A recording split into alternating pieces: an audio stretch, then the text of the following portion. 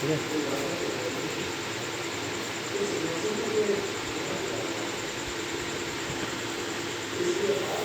कक्षा अष्टम विषय हिंदी, पाठ का नाम 2 वर्ण विचार।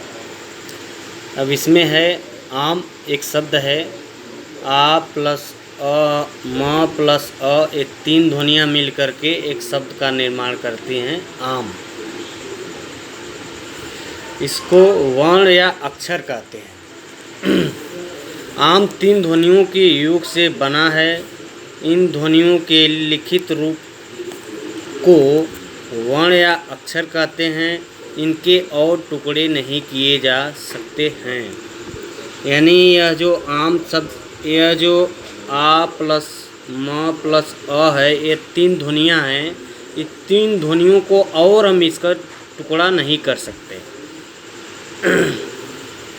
और वर्ण की परिभाषा, भाषा की सबसे छोटी इकाई जिसके और खंड नहीं हो सकते वर्ण कहलाते हैं।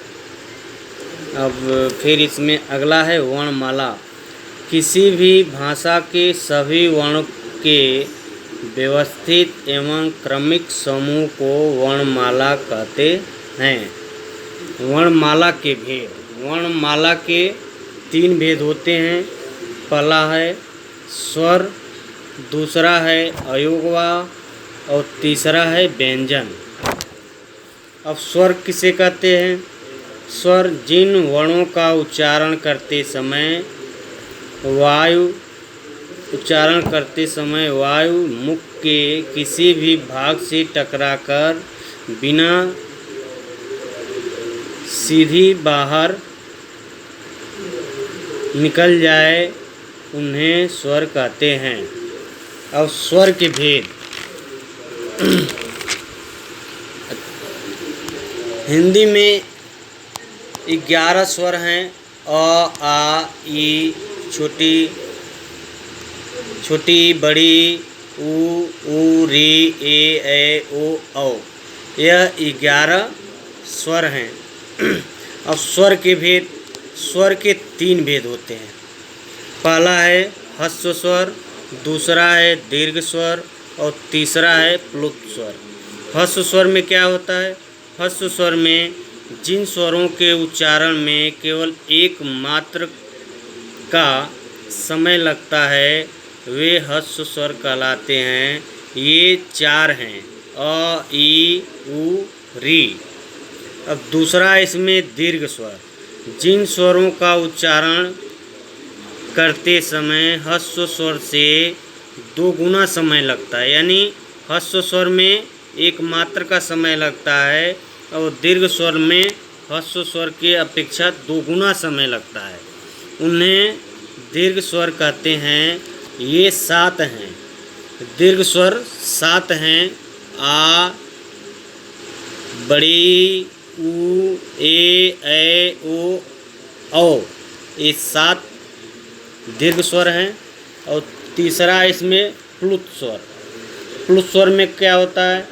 जिन स्वरों के उच्चारण में ह्रस्व स्वर से 3 गुना समय लगता है। यानी ह्रस्व स्वर पहला स्वर है, ह्रस्व स्वर से प्लुत स्वर में 3 गुना समय लगता है, उसे प्लुत स्वर कहते हैं। जैसे ऊम।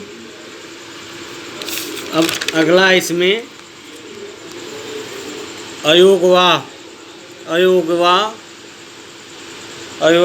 अयोगवाह किसे कहते हैं? अ, अंग तथा अ अयोगवाह कहलाते हैं। इनका प्रयोग स्वरों के साथ होता है, इसलिए ये व्यंजन नहीं बन पाते। चूँकि इनका प्रयोग स्वतंत्र रूप से नहीं होता, इसलिए ये स्वर भी नहीं होते हैं। और इसमें फिर तीसरा है व्यंजन। जिन स्वरों के उच्चारण में स्वरों की सहायता ली जाती है, अर्थात जो वर्ण स्वरों की सहायता के बिना स्वतंत्र रूप से नहीं बोले जाते हैं, उन्हें व्यंजन कहते हैं। अब व्यंजन के 3 भेद होते हैं।